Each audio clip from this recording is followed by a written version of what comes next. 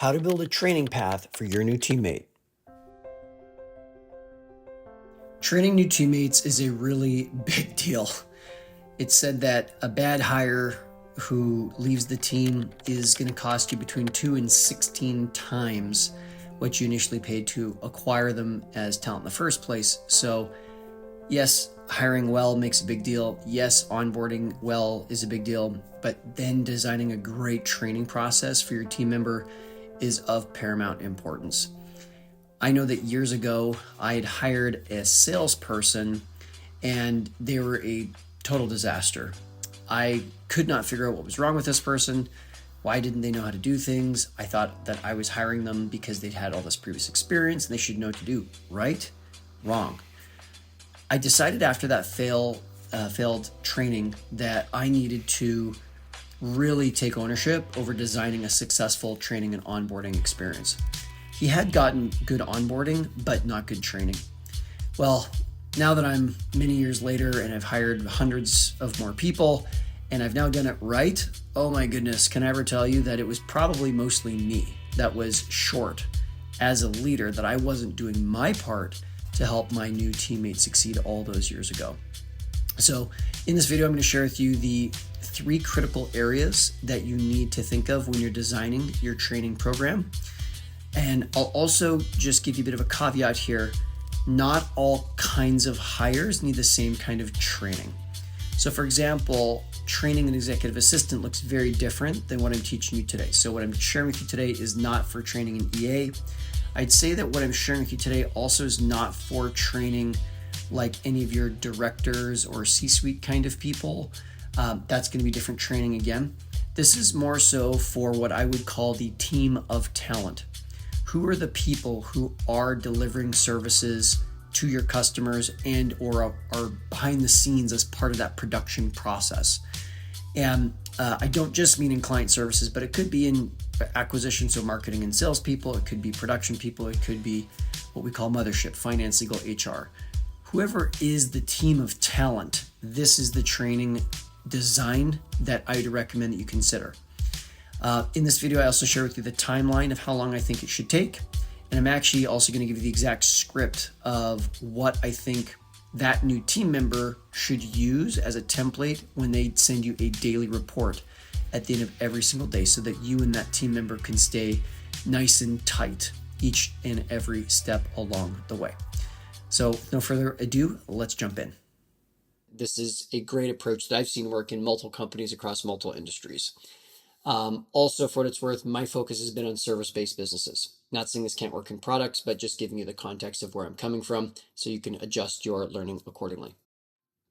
This is the overall workflow that we follow from the time that a person is hired all the way until the time that they are working autonomously. I'm going to assume that you've already taken your teammate through a proper onboarding process, and I'm really going to focus on what happens after that. In our company, we can hire someone and within 2 days, they have everything they need, from email to Slack access, anything that they need to sign agreements, know when they're getting paid. All that onboarding stuff is handled in 2 days. And then from there, they then embark on about a 60-day mission. In my view, training a team of talent person is pretty much always about 60 days. And it always encapsulates 3 main areas of training. So the first area is going to be recorded training. The second is going to be shadowing. And the third is daily report. And so also, we want to make sure that your new team of talent person is answering to one person. That one person, air quotes, owns the training function for this new team member. Not to say that this one person has to deliver all the training, but just that they are responsible for the team of talent person getting what they need. So we lovingly call that inside of our company the mama bird or the papa bird. Who's the mama bird or the papa bird on this new teammate to make sure that the new teammate gets everything they need to succeed? So the 60-day process, I'll start at the bottom. When I'm talking about a daily report, What I mean is that every single day for those 60 days or so, on days that this new teammate works, at the end of every one of those work days, they submit a daily report to you, the mama bird or papa bird. In that daily report, your teammate is going to answer these 5 questions just in bullet form. This should not turn into paragraphs. This should be like 1 sentence each. So the daily report will contain these questions. 1, what successes did you have today?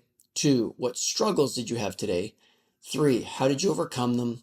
4, where is your mindset on a scale of 0 to 10? 0 obviously is the worst, 10 is amazing. 5, what is your next opportunity for growth? And or what would you like to learn next? Now, I did not invent these. I got these from Brad Jacobs. He wrote a book called How to Make a Few Billion Dollars. It is in that book. Full credit to Brad Jacobs. If you end up using this and or teaching it to anyone else, make sure that you give Brad Jacobs credit. He's the man who came up with this. Okay, so very simply, the beginning, or let's say the first of the 3 parts of training your new team member is a daily report. They're not required to file it with you, obviously, on the weekends or stat holidays or days they're not working, just days that they work. And this can just be a message inside of Slack or MS Teams. I'm really against team members, if it's a private one-to-one conversation between team members, for them to use email is a very bad idea because email is such a wasteland of distraction. So we got to get onto the team DM platform, be that Teams, be it Slack. So that's the first part of how you're going to train this team member for these 60 days. And I actually have teammates that even after their 60 days of training was over, they still kept submitting it to their mama bird or papa bird supervisor. They just, the supervisor thought it was a good structure or the teammate thought it was a good structure and they were down to just keep it going. And it ended up being very fruitful. Okay, so that's pretty straightforward. The second part of training, I'm actually going to go to the top here, is recorded training. Now you can see that there's kind of like a gradient here where most of the recorded training in the beginning is going to be about the method that your company has. So at my company, Great Assistant, we have a particular way that we train entrepreneurs. We have a particular way that we find, hire, and find, vet, and present executive assistants to our clients. So our service delivery has a particular method. Yes, it's taken us time to define that over the years. We've had almost 1,000 clients at this point, so we've had plenty of opportunity to really get that clarified. And so we also have a lot that's recorded. So for example, how do you hand off a client from sales to production? How do we create a job posting? How do we onboard a new client? And so a lot of that is going to be recorded. And part of that is recorded in the sense of like, here's what our customers see, here's their journey, but it also includes some of our recorded videos. You might call them like an SOP. We use 360 delegations far more than SOPs. Any Loom videos that are inside of 360 delegations or SOPs, all of that recorded, whether it's voice, whether it's video, whether it's text only, or some mix of the 3. This is our method, how we do things, whether it's front stage or backstage. And I want my teammate to be studying whatever relevant and valuable training that we have about our method. They're going to study that.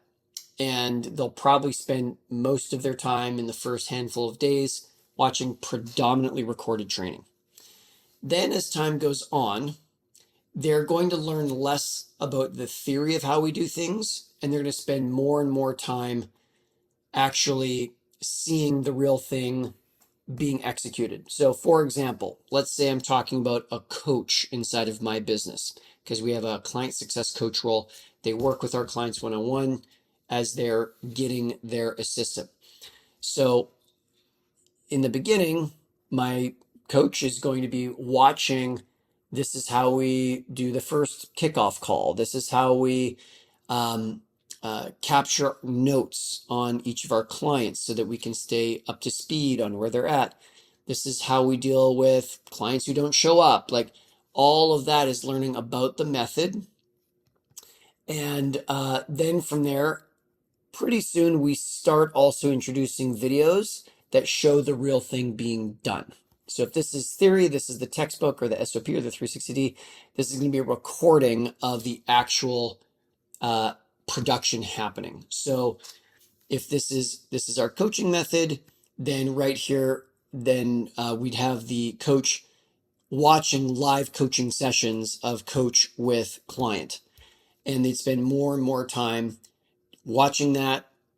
Likely I would have them journal, say what are they seeing, what do they think could be improved, what questions they have, is there terminology that's confusing, or maybe wasn't mentioned in the method and there was a miss on my behalf or the team's behalf, and clarifying that.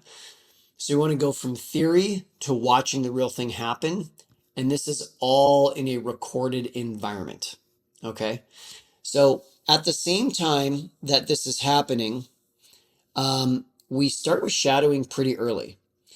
Now, again, you'll see that there's a gradient here between the mama bird or papa bird leading versus the teammate leading. So in the very beginning, it's going to be mostly your new teammate shadowing you as you do the thing.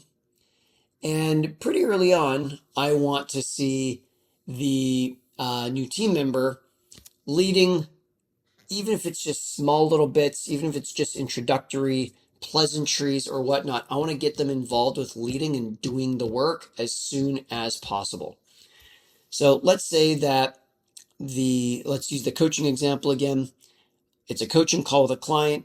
In that first 2, 3, 4, shadowing opportunities, I might lead everything. And then my teammate is just watching. That's it. They're not even speaking up. They might introduce themselves at the start of the call to the client, and that's it. But so they're largely just passive watching. By the 4th or 5th call, though, I probably want that team member already getting involved and leading the parts that are like, basically you can't screw it up, So for example, when we get a new client, we have a learning area, like a learning portal. And one thing that we do in our very first call with any new client is we make sure, let's make sure you can log in, and let's bookmark this page where the portal is, and let's make sure you know where to click to get the correct coursework that you need.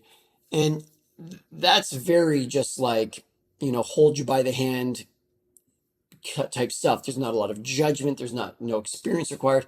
And so those really easy, low-hanging fruit leadership opportunities, I'll have my team member lead that as early as possible. Maybe by the 3rd, 4th, 5th session, it gets them in the game, makes it real for them, and begins the transfer process of me being the brain to them being the brain. So then as time goes on, you'll see that your teammate is going to lead more and more and more and more and more, and you're going to lead less and less and less and less.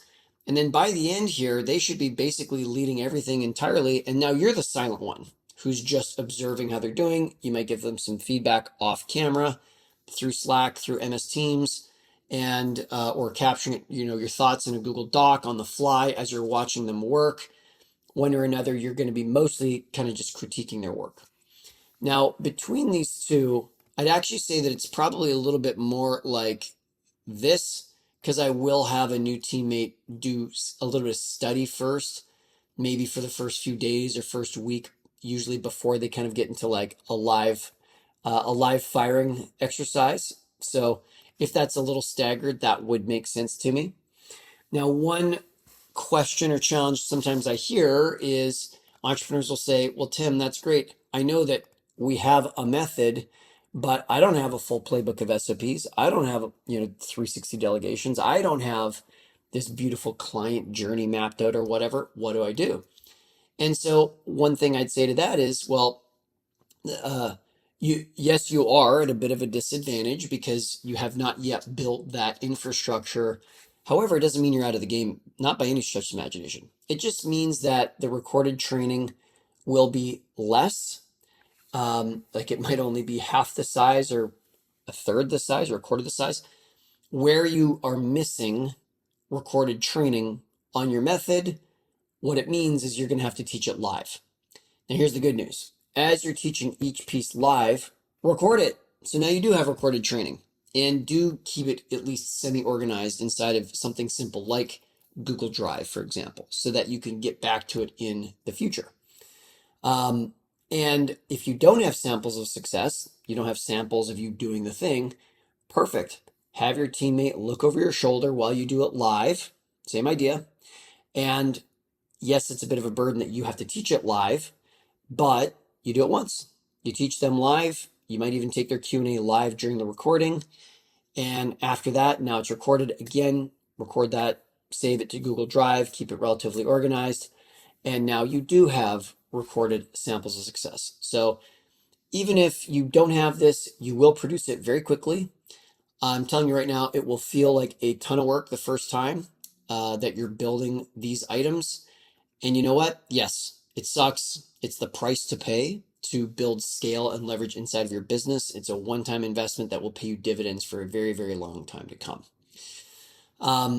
So that is kind of the broad strokes of how we think about this. Keep in mind, if your staff member is well onboarded, then the rest is pretty easy. The very first thing that your teammate's going to do is going to do a daily report, even if that daily report is just what they did during onboarding or during the very first day. And that's the easiest to deploy and easiest for you to get feedback loops. And then after that, you're moving into recorded training. And then after that, into shadowing. So with that, usually within about 60 days, a teammate in kind of a wide range of different roles should be up to speed and should be able to work autonomously. Okay, so now that you have the general framework of what needs to be included in the training that you create, the next question is just like, where do you house this, right? So we use Lucidchart. You can use Lucid, you can use Miro, you can use Glyphy, any kind of flow charting type of software that allows you to create boxes and connect lines and attach to documents and whatnot. I found that to be just the absolute best way. And effectively what you're doing is you're creating a process map of what this particular team of talent person will be going through each step along the way. And then you can also link to, oh, here's a Google Doc you should study at this point, and here's a folder where you can find a template, or here's a link to a custom GPT that you can use along the way. So whatever it is you choose to design using the 3 swim lanes I talked about, maybe just brainstorm that first, get that down on a whiteboard or on a piece of paper or an iPad maybe. And then after that, once you kind of get that designed, then at that point, open up Lucid, Miro, Glyphy, whatever your drawing program is, and start mapping it all out. Now, if you absolutely hate that idea because you don't love flowchart software, I don't blame you. Get your EA to do it for you, or get your director of operations to do it, or your head of whatever department to do it, because they'll be the one that's delivering the training. Now, if you don't have those kinds of people, it is going to be on you to do it, but believe me, it's great. You do this just the once. You're not going to have to do this forever, because as you build more and more team around you, you'll need to do less and less of this kind of work. So get it into Lucid, get it into Miro, get it into Glyphy, one of these flowchart drawing programs. And once you've got that built out, do link to the various resources that your new teammate is going to need along the way, and you are all set. If that's helpful, be sure to like, subscribe, and consider even sharing this video with someone else, another leader who's looking for some help on how to design training for a team of talent member. I'll see you in the next one.